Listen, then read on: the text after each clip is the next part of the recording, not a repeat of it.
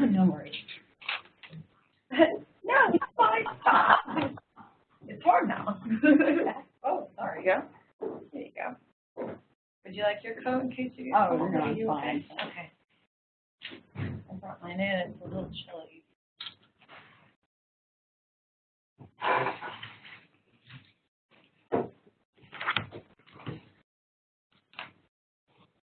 So Casey, something I would do right now is, Steve never will hear us, but I would bring up the participants list and make sure everyone's muted when they come in. Yeah. Okay. There might be, Hey, Katie.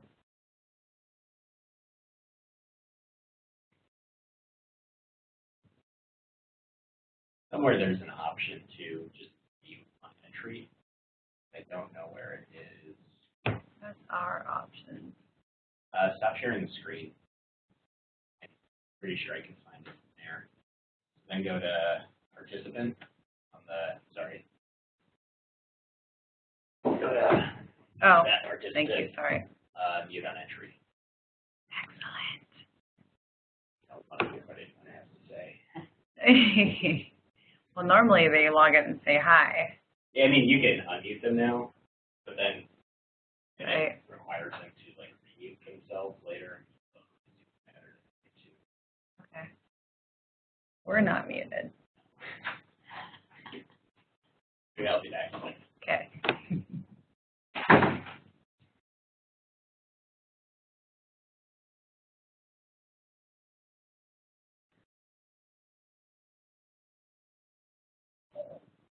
All right.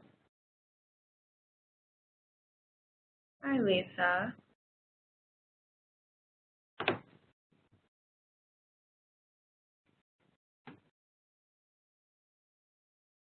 We'll just wait for everybody here. We're gonna have to wait till a couple minutes.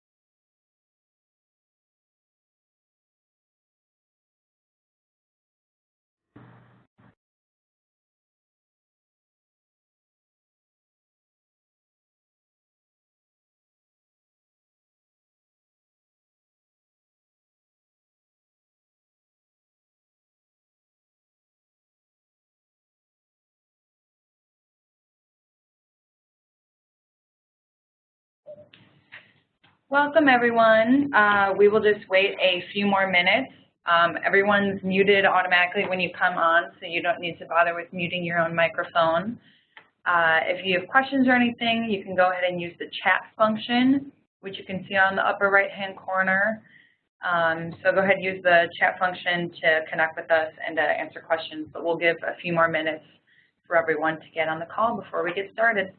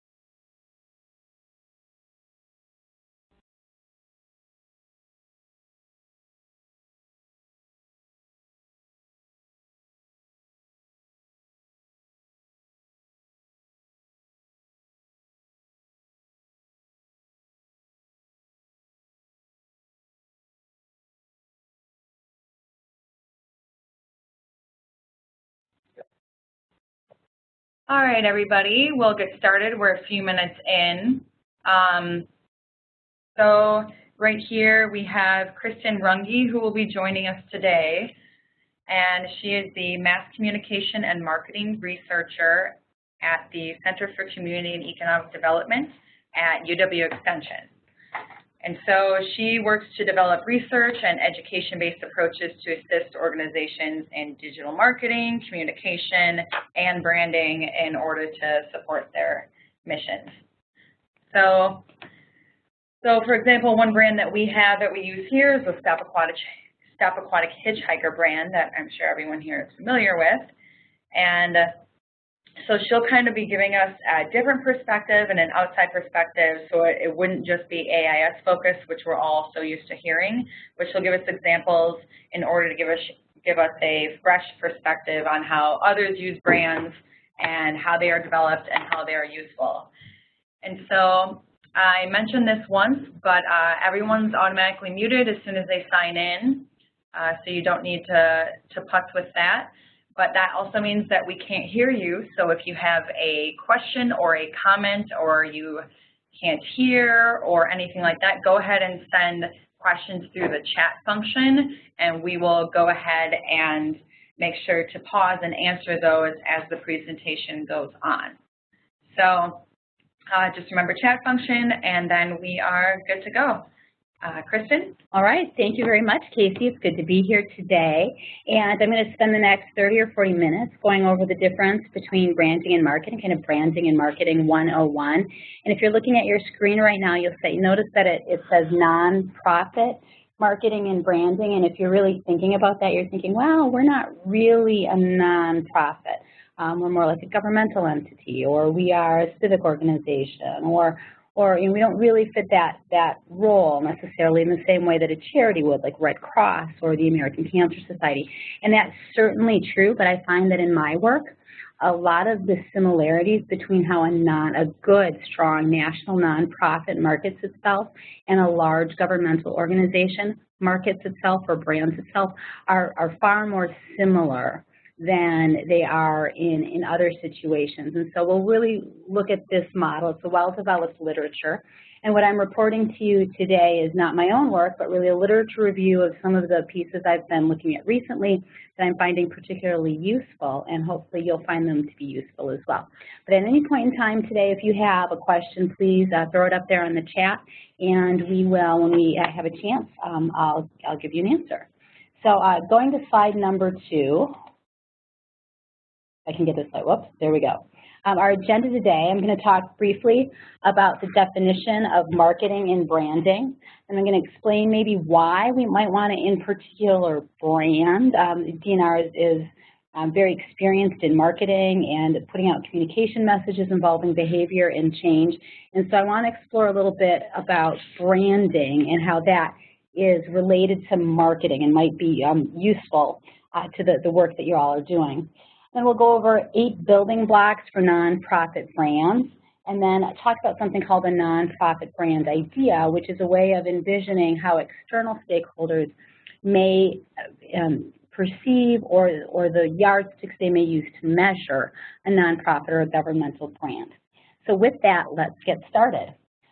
First, if we go to the textbooks or we go to the dictionary definitions of marketing, one of the first things we notice that there isn't a single unified definition of marketing. And so I've pulled a couple of my favorite definitions of marketing. And as I'm going over these, you really kind of think in terms of whose perspective are these definitions written from. So the first one is Dr. Philip Kotler. He was one of the founders, really, of marketing as a science out of Northwestern University. And he defined marketing as the science and art of exploring, creating, and delivering value to satisfy the needs of a target market at a profit. It defines, measures, and quantifies the size of the identified market and the profit potential. Mary Ellen Bianco, more contemporary to us, is the Director of Marketing and Communications for Getzler, Henrich & Associates, which is a fairly sizable marketing firm. She defines it as marketing is to sales as plowing is to planting for a farmer. It prepares an audience to receive a direct sales pitch. Mark Burgess defines it as the process by which a firm profitably translates customer needs into revenue. And then our final one down at the bottom is from Steve Dawson, President of Walker Shortbread, one of my favorite cookies. Marketing is products that don't come back and consumers that do. And if you're looking over these, one of the things you'll notice is, of course, all of these are written from the perspective of a company that wants to turn a profit, a company for whom or an organization for whom the end of the day is really measured by how much money goes to shareholders or stakeholders. If you think about what we maybe do at the state level or in a nonprofit sense, that really isn't part of our mission. We generate value in different ways, and certainly there's some aspects of the organization that need to cover costs, but rarely do we talk about needing to generate a profit for shareholders. So when we go to the next slide, and excuse me there, And we talk about, one of the things that we might view if we were in a Marketing 101 course or maybe the first day of a graduate MBA course on marketing, I review what they call the 4 P's of marketing: product, price, place, and promotion. And again, as I go through these definitions, you're going to notice them may be a little bit off. We'll talk about how to reconcile these in a second. So product in marketing in the traditional sense is the tangible and intangible aspects of an item that is sold. Price, second P, is the cost of purchasing or owning a product. It's a monetary transaction we make in order to get access to the product, whether that's owning or having a rental fee for it. And we call price a different thing. It's maybe a rental fee, it's an admission, it's a retail fee, it's a subscription, a lot of different things, but it just indicates that we're exchanging money in return for a good. Place is the physical channel that the product moves through to get from producer to end-use consumer. So going from producer, maybe it's a cob of corn in the field, to a processor, Bird's Eye, who freezes it, distributes it then through a wholesaler, to a retailer, to us, the end-use consumer. It's also what we refer to when we talk about the distribution channel management strategy that's designed to maximize profit to those organizations, the retailers, the wholesalers, the brokers that are part of that chain, that supply chain. Promotion is what most of us as outsiders, when we think of marketing, we automatically think of promotion. We think of the commercials, the billboards, the radio advertisements, the social media messages that are put out there to attract our attention. For somebody who works in marketing at a consumer products company like a Procter & Gamble or a Kimberly-Clark, and when they are marketing Huggies to us or Kleenex or dish soap of some sort, really promotion is the thing that comes last. And it's oftentimes the thing in a large marketing organization that relies on consumer sales, the thing that's actually outsourced to an advertising or communication firm, because most of the profit generated in the 4 P's of marketing occurs with product, price, and place. So promotion, just for the sake of defining it, is the advertising, the promotion, and the discounts, the coupons, the specials, the sales that are designed to make consumers aware and hopefully prompt a purchase of our product versus someone else's product if we're competing for that dollar. Within the channel, so among the retailers and the wholesalers, excuse me, promotion are the sales incentives and the dollar discounts that we use to incentivize people to encourage them to carry and promote the product. All right, now, one of the things you're probably thinking is, that's great if you're selling something like a car or dish soap, but it's really problematic definition if we are the Department of Natural Resources or the American Red Cross or the United Way or any other organization that engages in marketing or branding without selling a product per se. So let's change these definitions up a little bit and talk about how they might apply to a nonprofit or governmental organization. So let's look at the revised 4 P's of marketing. Our product, when we're talking about a nonprofit or a governmental organization, isn't something we sell. Oftentimes it's not a product, most times it's not a product, but it might be, our product might be a tangible but indirect result of the target's behavior. And instead of saying our consumer's behavior, we'll refer to them as our target. So when we're asking people to take action to avoid aquatic invasive species getting into a lake or a waterway, the indirect action or the direct action they're taking is maybe washing a boat hull or cleaning out a bilge or doing something like that, results in a product, a cleaner lake, a more healthy lake, that they aren't necessarily buying in terms of money, but in terms of behavior. So the product is a result of their behavior in that case. Other things we might directly sell, so licenses, training, et cetera, that gives our target permission to engage in an activity. So taking a hunter safety course for a 12 or a 13-year-old kid might entitle them the ability to go hunting with mom or dad.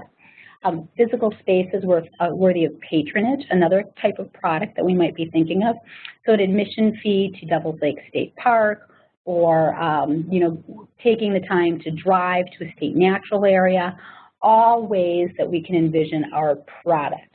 The price in this case is not always solely a monetary transaction. Sometimes it is in the term of a fee, but it's also maybe the psychological, the social, the temporal or time and monetary cost of adopting a behavior.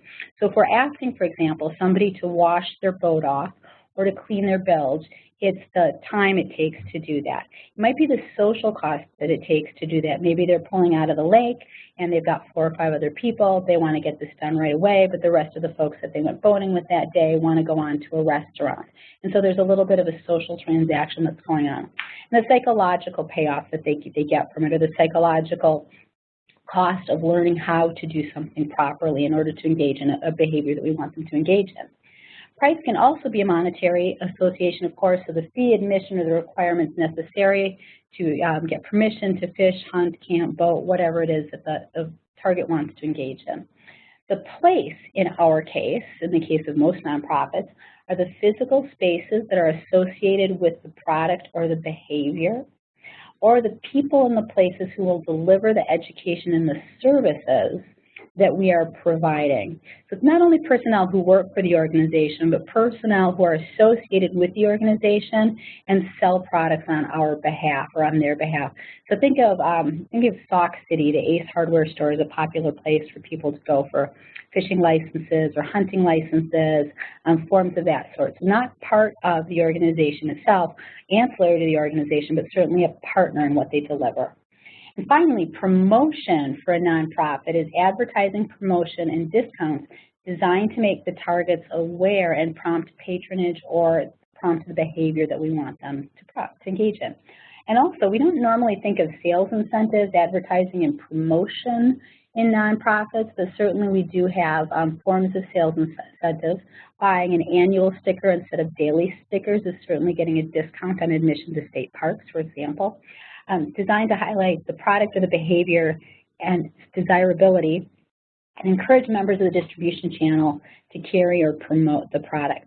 So a little bit of a twist on how we define the 4 Ps, and probably a lot more relevant to the work we do on a day-to-day basis. So when we're thinking of marketing, we're often thinking of inducing or incentivizing or promoting a behavior of some sort or a patronage of some sort in a nonprofit sense. When we talk about branding, we're talking about something that is a much larger scope project. And I've put up on the screen here one of the longest running advertising campaigns and one of the most successful advertising campaigns, if we consider both profit and nonprofit. Smokey the Bear and Only You Can Prevent Forest Fires is perhaps one of the longest running campaigns in the U.S. It's been going on for decades. Many of us have seen it, our parents have seen it, even our grandparents when they were younger would have encountered Smokey the Bear as they patronize national parks, to be sure. And this is a mascot of, or a campaign run by the Ad Council, which is a nonprofit organization that the advertising industry runs on behalf of the U.S. Forest Service. On the left-hand side, the marketing, the behavior we want them to do, Only You Can Prevent Forest Fires. On the right-hand side, the brand, the USDA's Department of Forestry or Forestry Service. And we can see on the right-hand side, Smokey the Bear is one aspect of the Forestry Service, but the Forestry Service is, of course, so much larger than that. We can see all of the things they do up in the upper left-hand picture there on the right side. You'll see somebody getting a ticket for being in an area they weren't supposed to be in. There's a female ranger in the upper right-hand corner that is patrolling the backcountry area. We see services like or products like campgrounds, and on the left, a fire suppression, or what appears to me to at least be a fire suppression crew. So marketing is the action we want them to take, and brand then is how that marketing action relates to and supports the overall mission of the organization. That's the kind of the interconnection between the two. Marketing, if we really want to put a finer point on it, is very tactical, it's short-term, and it's action-oriented. Branding is a much different activity. It's very strategic, it's attitude-oriented, it's often focused on creating a specific emotion or sentiment related to an organization or to a product, and it's long-term. It's something we engage in over years, or in this case, decades. It's over the life of a company or a product. So let's delve into what branding is. And again, we'll start with the profit world, since that's intuitively what most of us as American consumers are familiar with. So first one is the American Marketing Association. A brand is a name, a term, a design, a symbol, or any other feature that identifies one seller's good or service as distinct from that of other sellers. The legal term for brand is a trademark. A brand may identify one item, a family of items, all items of a seller. If it's used for a firm as a whole, we call it a trade name. That definition will get you an A in a marketing term, a marketing midterm. Cheryl Burgess of Blue Focus Marketing, I like this one a lot. A brand is a reason to choose. When we're presented with Nike and Adidas shoes side by side, they're both red and white. They both do the exact same thing. We might choose Nike because we like Nike better. We might choose Adidas because we like Adidas better. It's the reason we choose one over the other, or comparably priced, comparably serviced, comparable products. A brand, according to Seth Godin, is the set of expectations, memories, stories, and relationships that taken together account for a consumer's decision to choose one product or service over another. I like this one a lot better than the other two. And then we get down to David Ogilvy, and David Ogilvy is one of the original madmen. He literally wrote the book on advertising because he was one of the founders of advertising in the modern sense. And Ogilvy said a brand is the intangible sum of a product's attributes. It's the name, the packaging and price, the brand history, its reputation, and the way it's advertised. I want to introduce something a little bit different, something a little bit more modern, something that's based in more recent research, cognitive research about how we as consumers and as individuals relate to these things called brands. So a brand, in my opinion, is a collection of experiences, emotions, and memories that are related to a product or an organization that form the basis of an individual's attitude towards that product or organization. And it's related to the network model of memory, that if you're reaching way back to Psych 101 in college or maybe even high school, at some point you might have seen a diagram like that on the right, which is an illustration of a brain. Each one of the pink dots in that brain in circles is what we call a memory node, and the memory nodes are interconnected. We're in marketing, we'd call these brand nodes, and all the psychologists in the room would groan because we just ruined that term for them.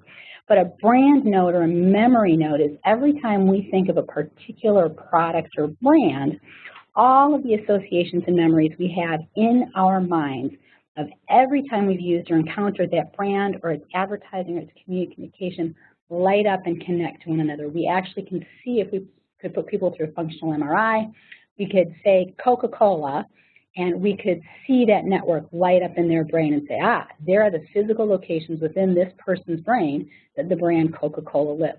Cool stuff, a little freaky. So I am going to have you think about Coca-Cola for a second. And I really want to drive this point home because it's relative to how we operate as organizations. So think of all the times that you've encountered Coca-Cola, the most recent time. Think of the advertising that you've seen for Coca-Cola. Think of the way, if you drink Coke, the way it tastes. Think of the way that if you pour it into a glass, the sound it makes as you pour it, as you bring it up to your mouth to drink it, how the carbonation feels when it hits your mouth and your tongue. All of the synapses in your brain that are associated with Coca-Cola, from all of your senses, from sight to sound to memory to taste to feel, are all activated at some level when we think of Coca-Cola. Some are lighting up stronger than others. Some are more recent than others and are lighting up for others. We all have kind of this mental map. And the next slide, you'll see a picture of me. And I'm thinking the Coca-Cola is on the top of my head because I'm thinking of Coca-Cola. And the strongest memory I have, the strongest network association I have with Coca-Cola is, and if you saw the finale of Mad Men, you'll know what I'm talking about, the advertisement I'm about to play for you. So let me play this for a second, and I'll explain why this is relevant to what we're talking about. It's going to come up on the screen any minute now, we hope.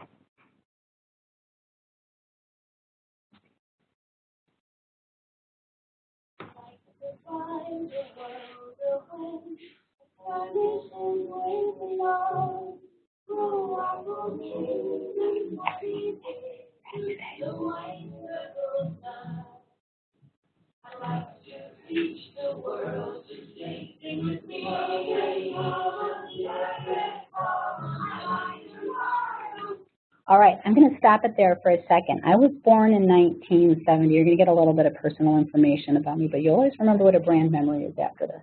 I was born in 1970, and back in the 70s, if a good commercial was created, they ran it for years rather than months. And so this played from about 1970 to 1975 on network television. My dad drank Coke. I wanted to drink Coke, but when I was a little kid, I was a little bit too young. So this is an object of desire for me. And this was also one of the first songs I learned. It was a New Seekers song, not necessarily a Coke commercial first, and I think we learned it in preschool or something. So coming into this commercial as a young kid, one of my first brand memories of any brand I encountered was Coca-Cola. When we look at this Coke commercial, what is Coke communicating to us? It's communicating that it's for young people. This is one of the first commercials that tried to strongly associate a feeling with a product rather than a hard sell. We're getting this feeling of kind of unity and togetherness. What we're seeing on the screen, if you can put yourself back to the 1970s, it wasn't often that we saw a multicultural audience or a multicultural cast in any sense of the word.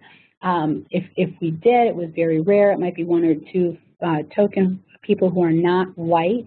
This is one of the first experiences as a young kid I had of seeing a racially diverse cast on television, seeing them all together. People are united. They're really making actually quite a statement for the early 1970s. So all of these associations as a young kid are embedded in my mind with Coca-Cola, with its catchy little song that I used to sing.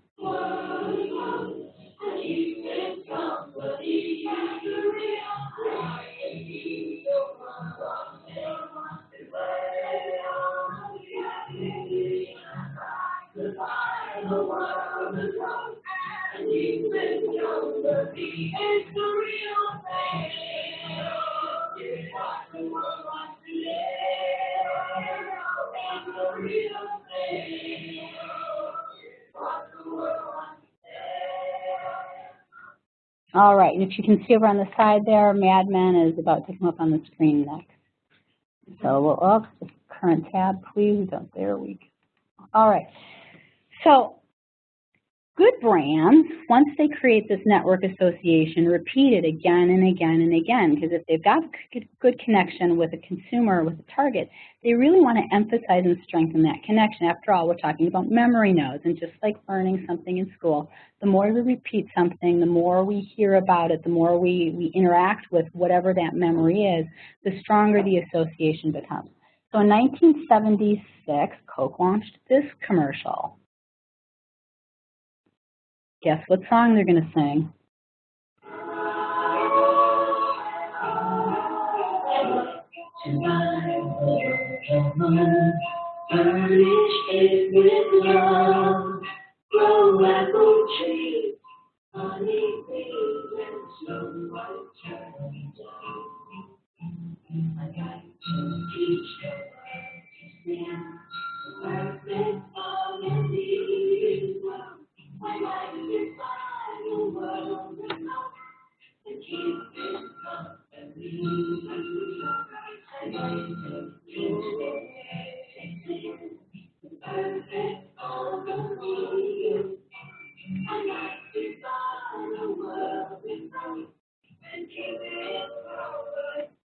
All right, now on the lower right-hand corner, that Coca-Cola symbol was not in the original commercial.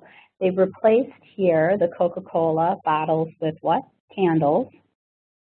They've associated their product now with Christmas, a special time of year for a lot of people. And again, we see a multiracial cast, singing, unity. We've reinforced the message again. So Coke grows up, I grow up, and in 1990, I'm watching the Super Bowl with friends, and guess what commercial we see?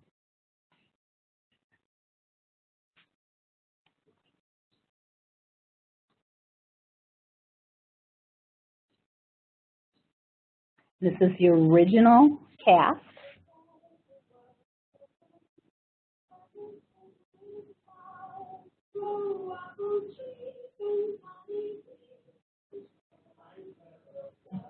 And guess who the cast is now joined by? Their kids.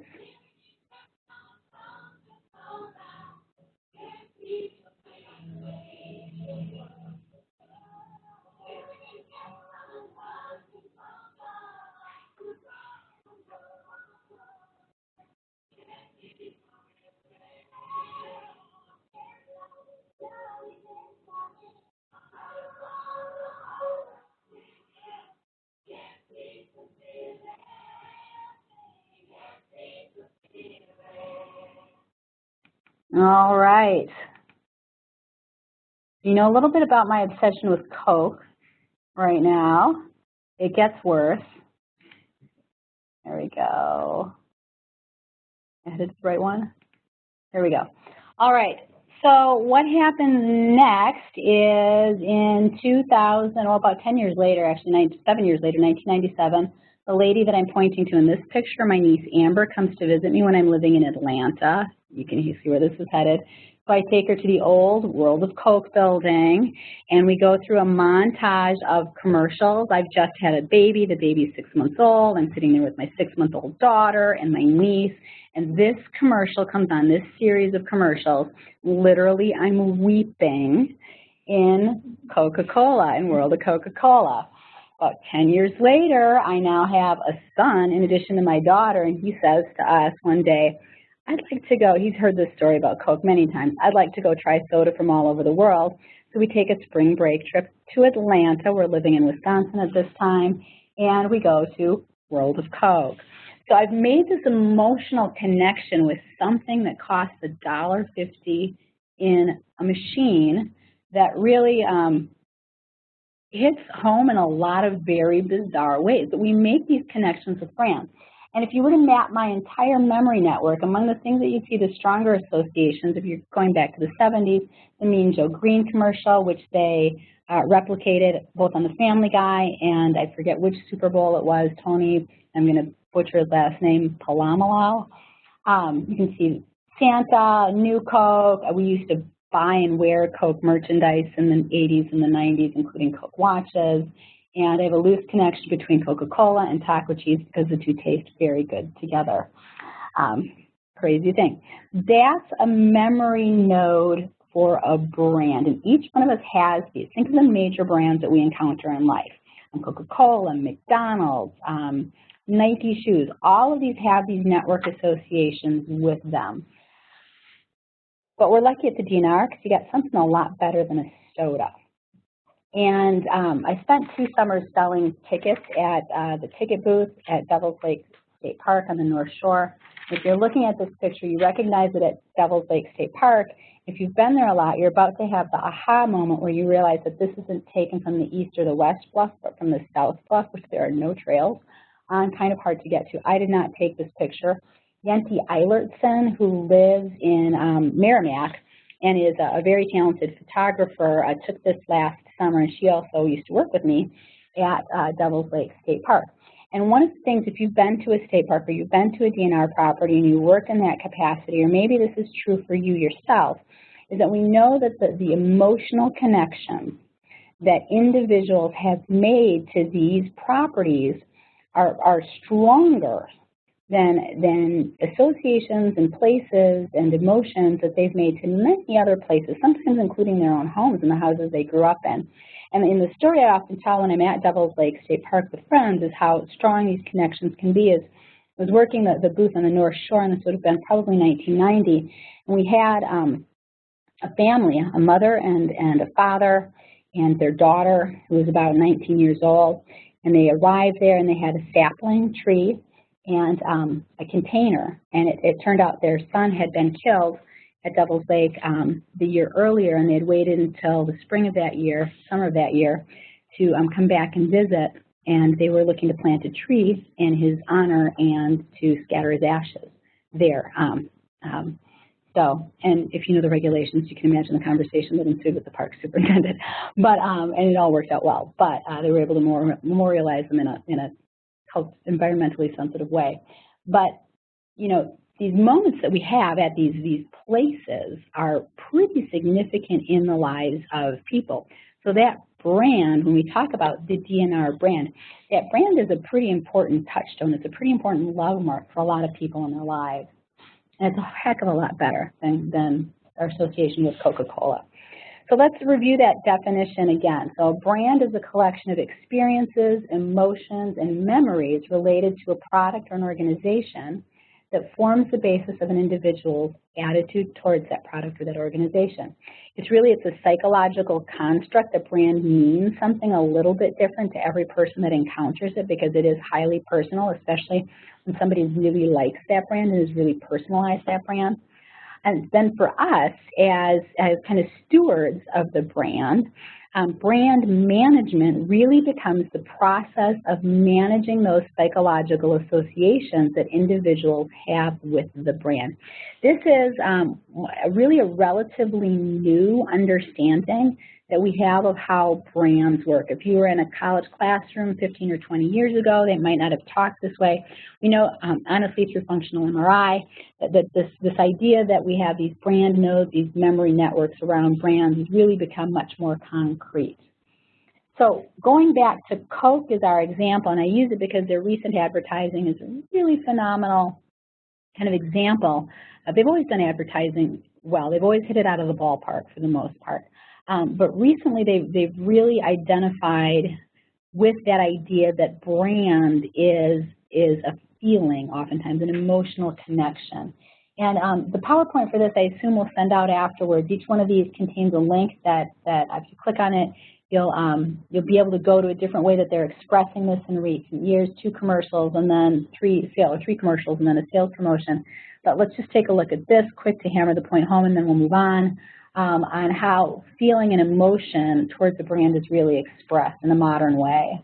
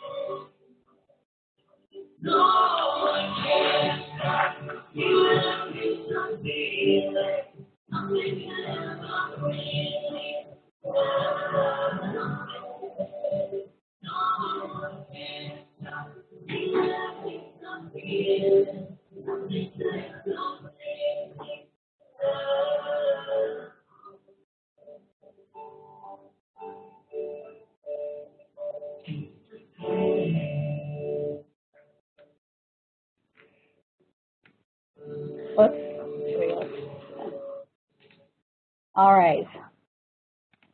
So we really have, kind of the embodiment of feeling in Coke. It's love, it's friendship, it's joy, it's connection.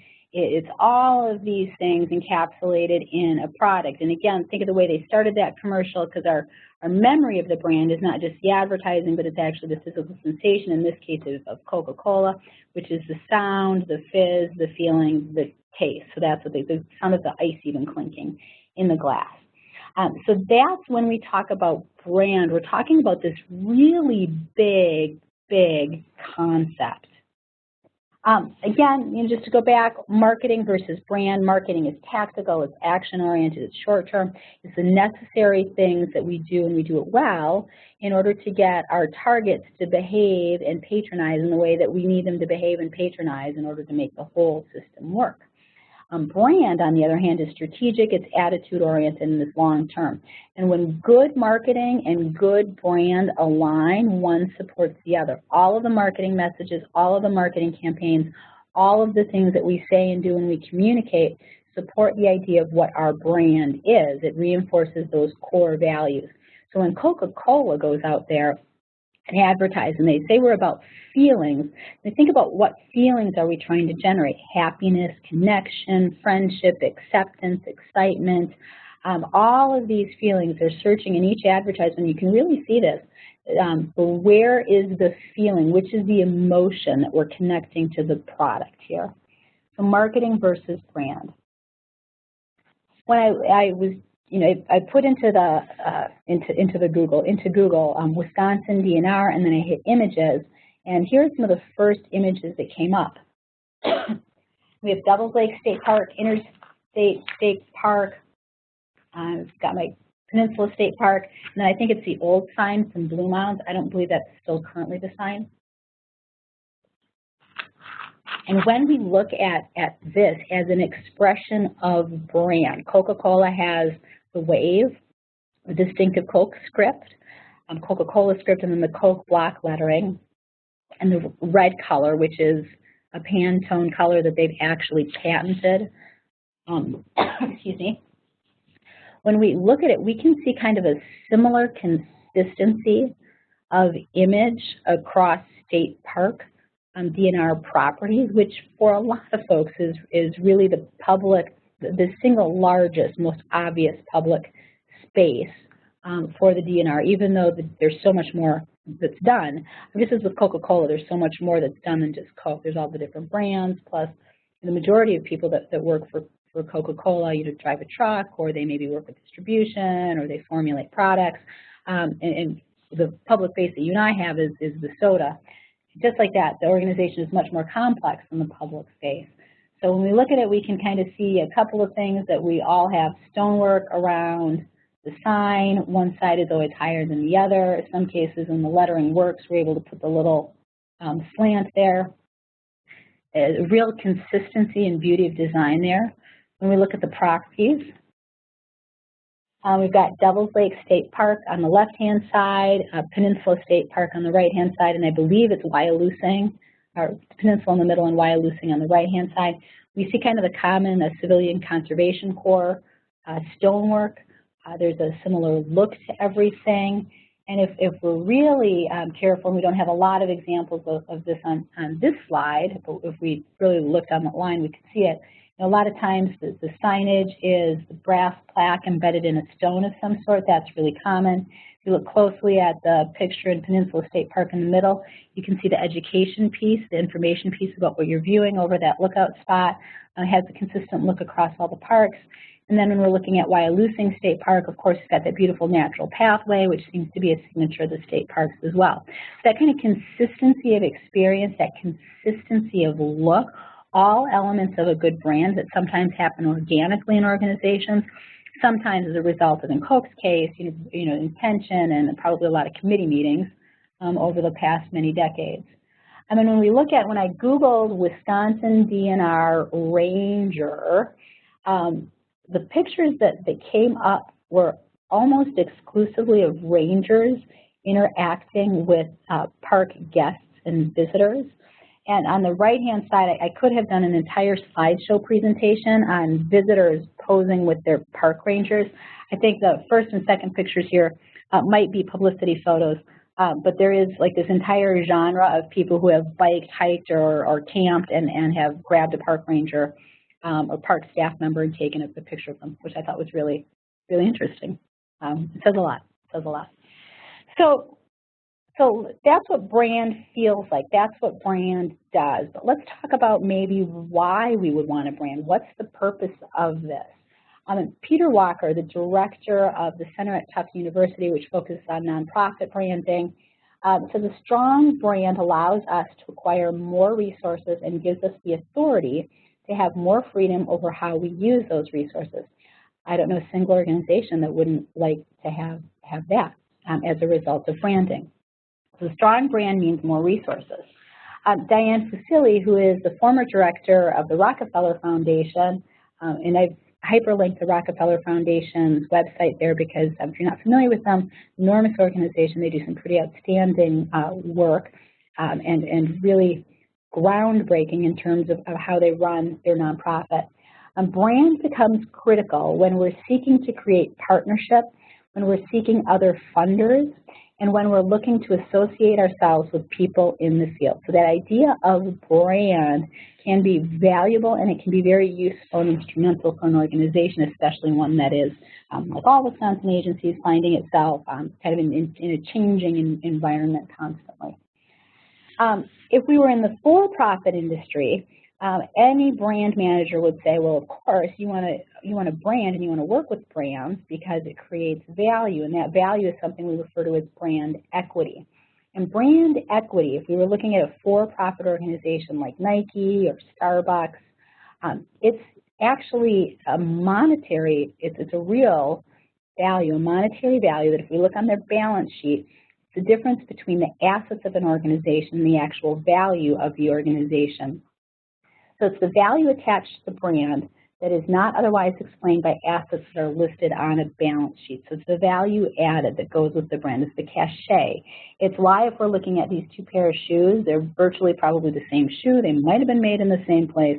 They do the same thing. They're probably purchased by somebody who's you know, like most of us, just a part-time, not truly athlete, but participant in sports. It's why the Nikes cost $150 and the Skechers cost $50.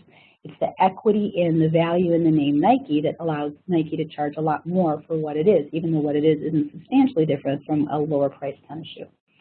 So let's look at those 8 building blocks then for nonprofit brands. We've talked about brands, we've defined marketing. Let's talk about what we need to build a brand, and I think you'll be happy when you see these building blocks because you have them. You have them. The first thing that a nonprofit, the first block a nonprofit has to have in order to build a successful brand is a clear impact claim, a clear claim that explains this is how our organization impacts for the greater good.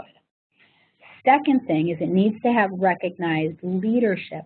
By recognized leadership, I'm not talking about the 1 or 2 people at the top of the organization that are the public face, but the organization itself is a recognized leader in what it does. It sets policy, it's an authority, it's somebody to turn to for information and authority and credibility. Third thing, it has impressive funders, people who have, organizations who have the ability to donate, the ability to fund, and have a high standard, are funding the organization. Fourth, it has influential partner organizations. The organizations it's associated with are very high quality. They're very demanding organizations. They're top-notch organizations as well.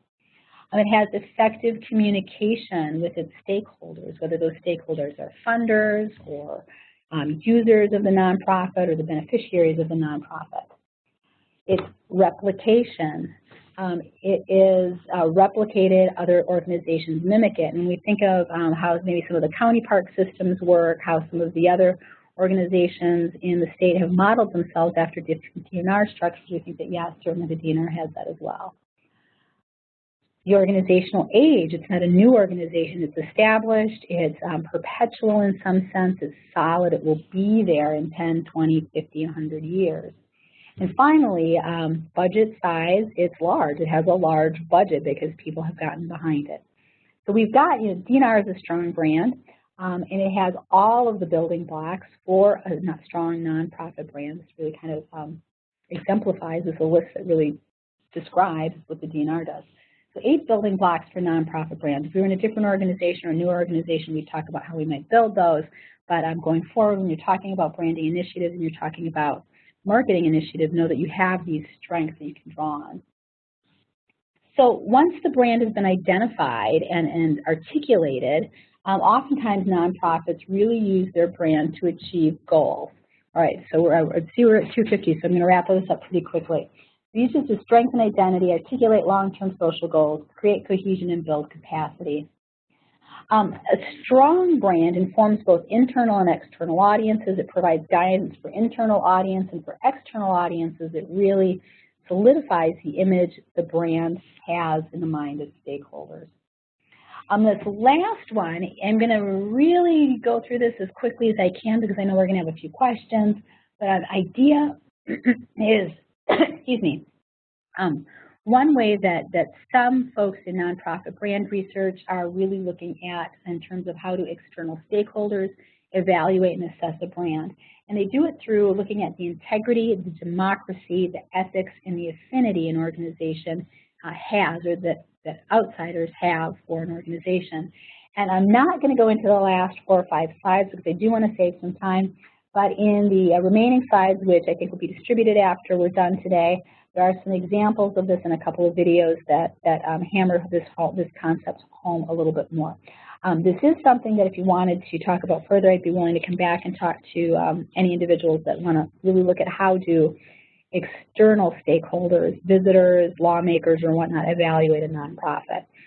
But with that, let me skip over the next few slides and just say that we've talked today about marketing and community branding defined. We've talked a lot about what a brand is, and you've looked at some examples of a brand, why we might want a brand, the 8 building blocks for nonprofit brands, and touched just briefly on the nonprofit brand idea.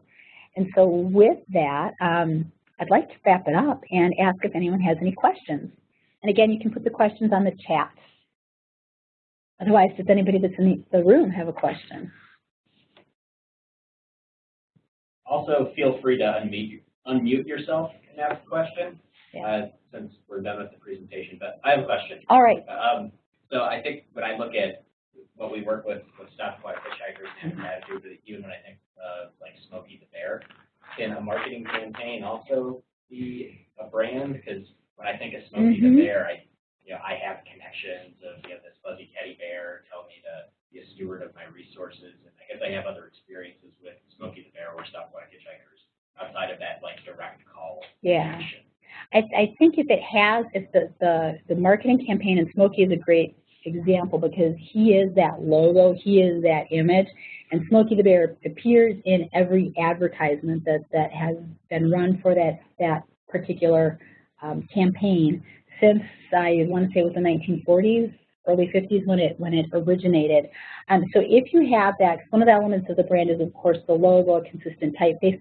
So if you have that in your campaign, that often does make by default your campaign a brand. I'm thinking of other organizations. Ronald McDonald is a brand in and of himself, in addition to being the spokesperson for McDonald's. The Kool-Aid pitcher would be another. I don't know if they still use him anymore. A Kool-Aid man. Who else? What other ones can we think of that are really good examples of? If questions coming in, possibly. But yes, it can be. Yeah. Oh. But are there any impacts?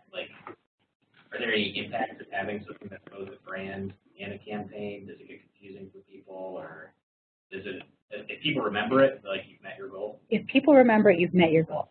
Yeah, and you think of large organizations, Procter & Gamble, Kimberly-Clark is a great example, a great local example because they're a Wisconsin company. Kimberly-Clark is a brand in and of itself.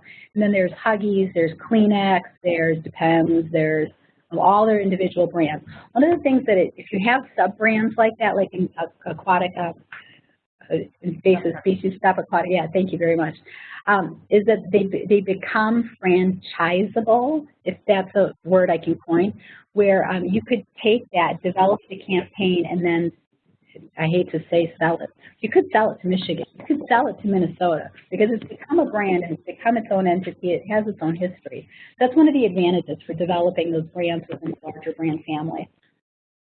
I have a quick question before we get to some of these. A lot of the aquatic invasive species messaging or marketing and branding is around not joyous or positive filled with feeling type things. It's Stop Aquatic Hitchhikers and kind of telling people like what not to do, like never move live fish and things like that. Of course, there are positive aspects as well, but do you have any sort of recommendations towards spinning those things in positive ways? Yeah, I think, when I was really kind of reflecting on, and speaking as an outsider to the DNR, really reflecting on kind of what is part of the DNR's brand, and from my perspective, and just getting one person's perspective here, the idea of protection, protecting lakes, protecting waterways, protecting campers, protecting folks who might climb rocks, and all of that. So the emotion that you might be eliciting with the campaign, that you might want to hammer or push on a little bit, is the idea that you as a lake user, you're powerful enough to protect this resource that you love. And the psychological benefit then of that is satisfaction and happiness, almost a familial feeling. I love this lake. I belong to this lake. I care for and I protect that lake. And that's a pretty powerful emotion. It's not necessarily happy in the way that I just got a Coca-Cola and I'm going to go make a friend with it, but it's certainly a very powerful connection and a very useful connection to want to make. Yeah. Let's get to some of these questions. We have one that says, please speak to the issue of the benefits of co-branding among Stop Aquatic Hitchhikers and Clean Boats, Clean Waters. So are you familiar with both of those?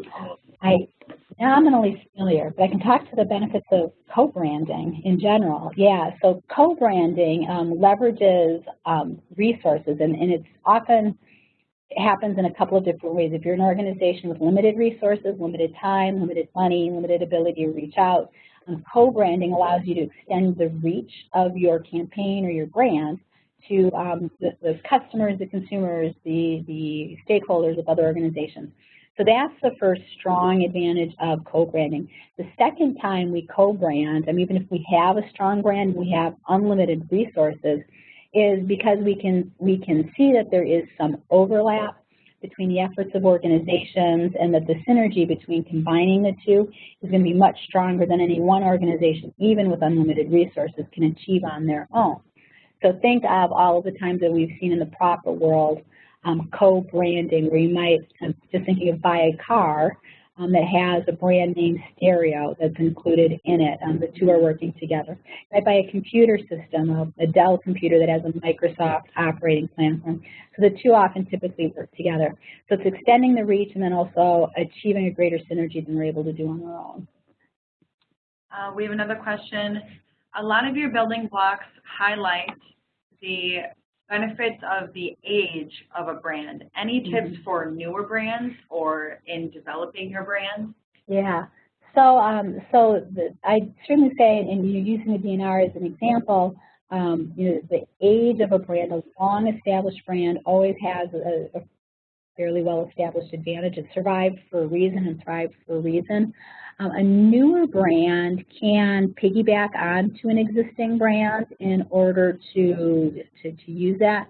So something as simple as putting a DNR logo on the face of a co-brand or a new campaign of some sort lends that credibility and that age with it.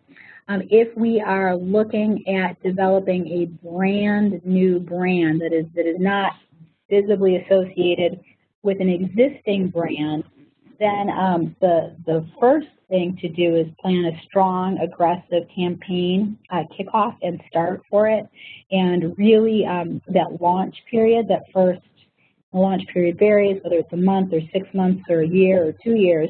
We're investing heavily in distributing that message far and wide, and we use the same consistent message until we feel that we've made a significant enough penetration. Just like launching a new product, if we were to launch a new shoe or whatnot, launching a new brand, we all know that the first 6-month period is the most time and money and resource intensive period of it. So really giving it a good launch is the first thing. The second thing with a new brand, really defining that target market very well so that we're not spreading ourselves too thin. If we know that, like, let's say we're gonna target voters, getting a really firm idea of who are the voters, what gender, what age, where are they located, how do I reach them, what media are they using, and concentrating our resources in the kind of the best bets in those areas. All right, and then really quick for our last one, can you speak to cause-related social marketing? Yeah, there is a vast and wide literature on cause-related social marketing, and one of the things that we do know is that it typically benefits the cause more than if we're talking about tying it to a for-profit product. It benefits the cause more than it benefits the for-profit product. So if Nike shoes, for example, for every pair of Nike shoes we buy, they donate $1 to the Ronald McDonald House. They don't do that, but let's say they did. Excuse me. The Ronald McDonald House would get more visibility and more mileage out of that than the Nike shoe did. The cause always comes out ahead. Now with that, if we are the cause for the marketing, we want to make sure that whoever we allow to co-brand or to cause market on our behalf is consistent with the identity and the goals of the organization. Probably would not want to let a phosphorus-based fertilizer company put the DNR logo all over their lawn fertilizer. This wouldn't be consistent with kind of the Clean Lakes idea right now. But there might be another organization or another product that would be consistent with that. Yeah. All right. Yeah, we can touch on like. Okay. Then we do have one more quick one. If anyone needs to go, feel free. But we have some nonprofits have an idea brand, big budget, tug of the heartstrings, etc., but don't actually achieve their conservation goals. How long can they get away with that? All right, and I'm going to go back here And I'm going to put Wounded Warrior up, and I like Wounded Warrior as an organization, but if you've been paying attention to what's been going on in recent months, you'll know that they've certainly fallen a little bit, stumbled a little bit as a result of kind of financial misspending. So a brand that doesn't achieve its conservation goals only gets to exist as long as consumers or targets don't know that fact. Eventually, the truth does get revealed, and then the organization, for the most part, is transformed. And the Komen Foundation, the Susan B. Komen Foundation, is another great example of that in recent years.